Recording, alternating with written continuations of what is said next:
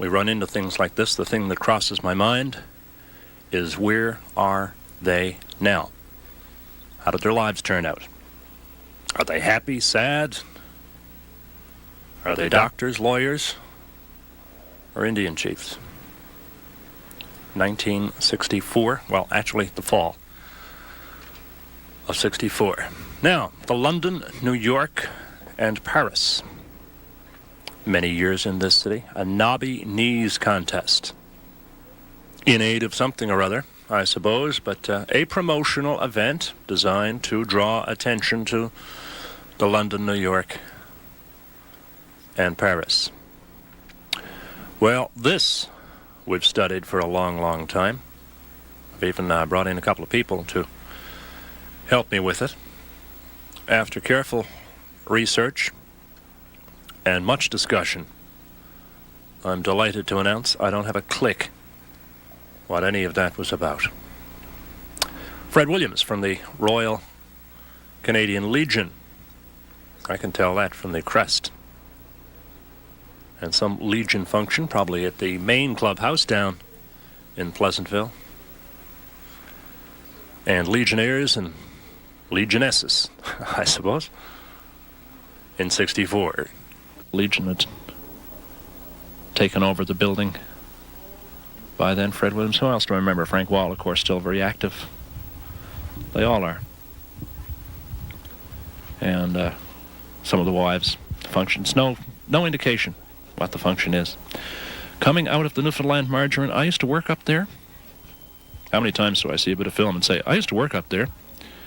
But I spent summers at the Margarine Company. We used to paint the building. And George Crosby would tell us, don't work yourself out of a job, because when the building is painted, you don't work here anymore. Which was very nice of him. We used to take our time, do a good job, and paint it always the same color, yellow. And this was a blood donor clinic they had up there. This was a nice place to work. The men up there were treated very well indeed. As a matter of fact, you know, that place had a full-time gardener. Which, you know, the flowers in front of the Margarine Company are always so nice in the summertime. They employed somebody that did nothing, only... There's George Crosby. Did nothing, only look after the flowers. They had a nice lunchroom for the men. Yes, looking back, very, very nice place to work. Men were well looked after. Well, we'll go on now to what's next. Oh, yes. This is coming into Confederation Building. And look who it is. Joe Smallwood and my friend and yours, John C. Doyle. And that's Jim Toms there doing the interview with J.R. Smallwood.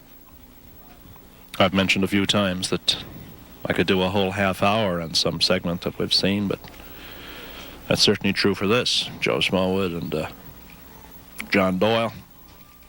And what transpired after. You could fill a book. Somebody will someday.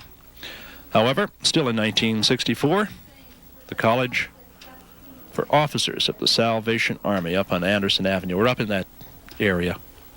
You know where it is. The cornerstone was officially laid, and we sent up our cameras to shoot some film.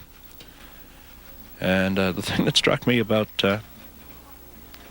this bit of film is how many people wear glasses. There was even one woman just went by there with dark glasses on.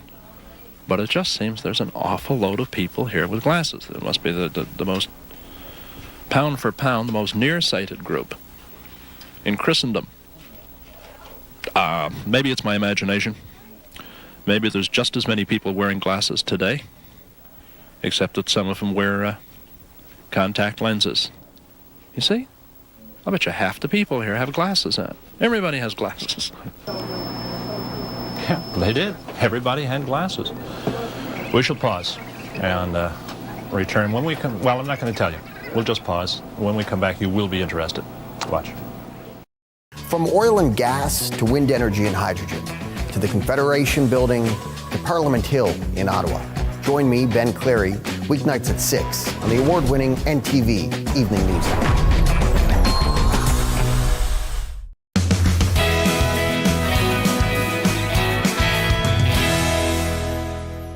I'm Grace Butler. And I'm Diana Connors, and this is an NTV Children's Checkpoint.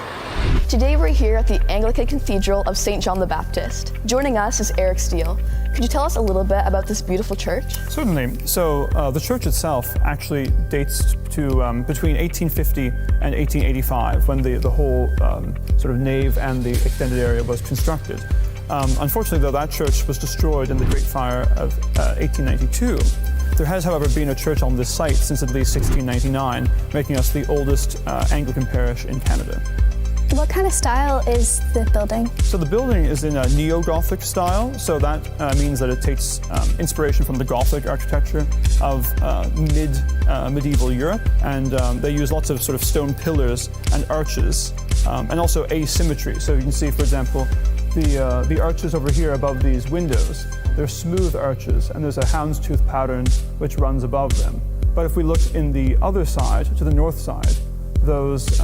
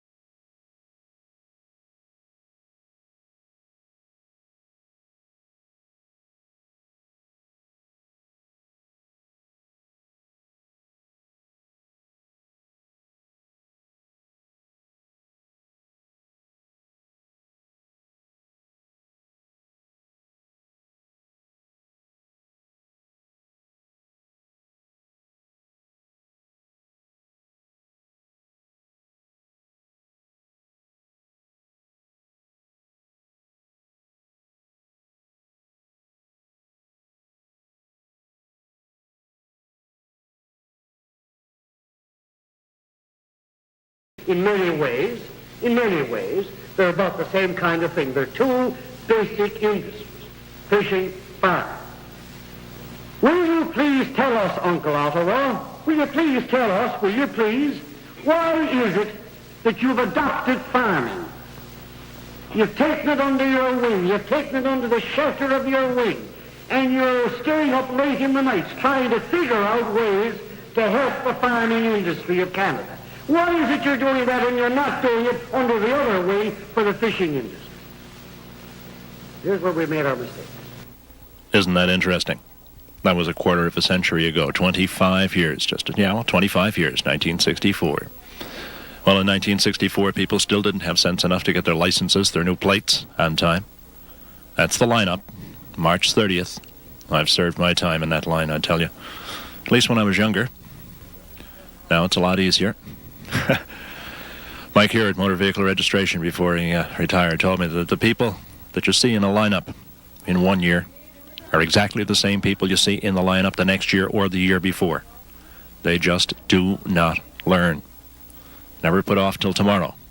Watching them put off until the day after tomorrow.